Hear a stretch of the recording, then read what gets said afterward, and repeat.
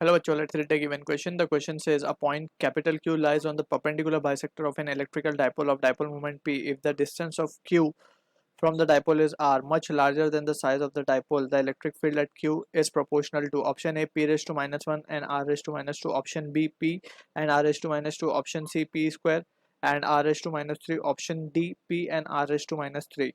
So basically we need to understand about the key concept of electric field due to a dipole की बात हम करें, so it is two charges of equal magnitude but opposite nature separated by a small distance, let's say 2L हम मान लेते हैं. ठीक है. So in this situation इसे हम कहेंगे एक dipole. ठीक.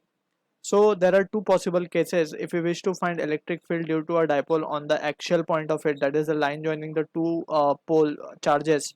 Let's say at point P अगर हमें electric field calculate करना है and this point is at a distance x from the dipole. Since dipole बहुत small होता है, so we are taking the distance from the center of the dipole, right? So we can say in this situation EP की जो value आएगी that comes out to be what? It comes out to be 2 kp upon x cube. And अगर हम बात करें vector notation की, सो we can से इसका जो डायरेक्शन होगा it will be in the direction of electric dipole moment. So basically dipole moment क्या होता है, is denoted with P and it is basically the magnitude of charge into the distance between the two charge. इसे हम कहते हैं electric dipole moment और ये एक वेक्टर क्वांटिटी है. इसकी डायरेक्शन नेगेटिव से पॉजिटिव की तरफ होती है हमेशा. ठीक है.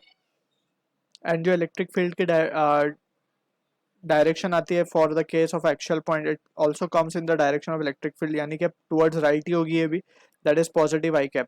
ठीक है. सो ये तो एक केस हो गया एक्चुअल पॉइंट का.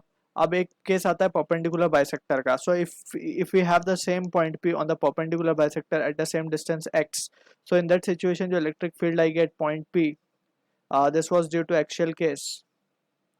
ये केस हमें ध्यान में रखना है. It comes out to be K P by X cube and इसका जो नेट इलेक्ट्रिक फील्ड होगा it will be in the direction opposite to death of the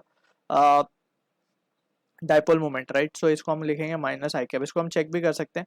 minus की वजह से the electric field line will be this और plus की वजह से it will be in this direction. So net electric field will be in the negative X axis.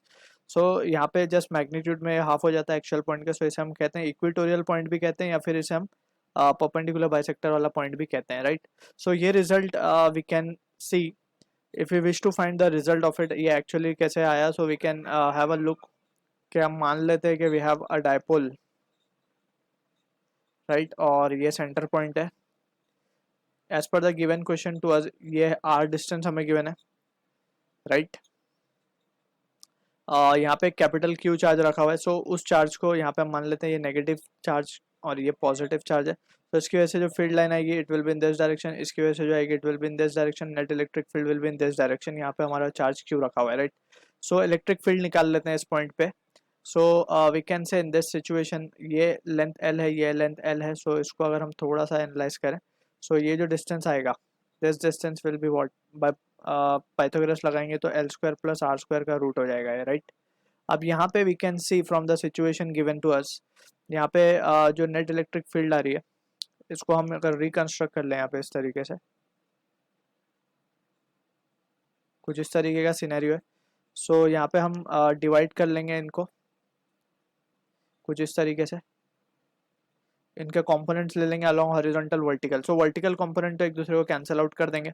Along horizontal जो net electric field हम लिख पाएंगे it can be written as vertical वाले component अगर हम मान ले कि ये एंगल थीटा है, so this angle will also be theta, right.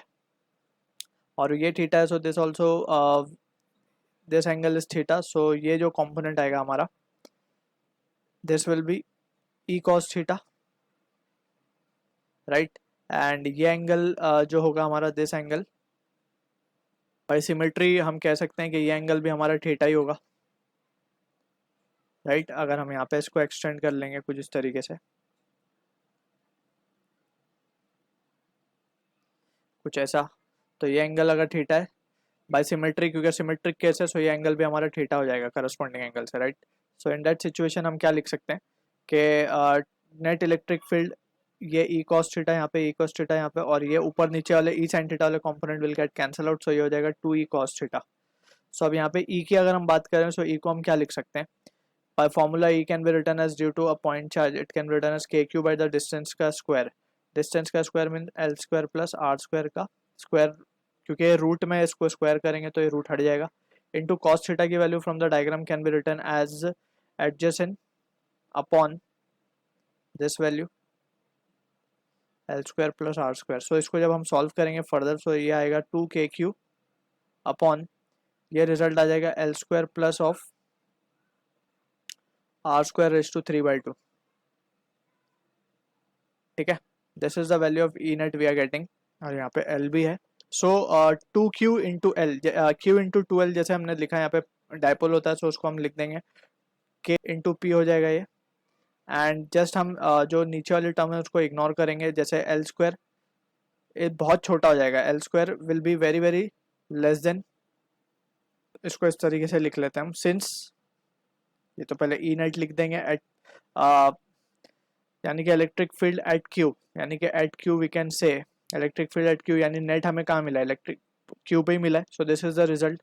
यहाँ पे हमने क्या किया एक्चुअली में, since x is very very greater than l, so l square will almost tends to what 0, क्योंकि छोटे का नंबर का अगर स्क्वायर करे तो वो और छोटा हो जाता है.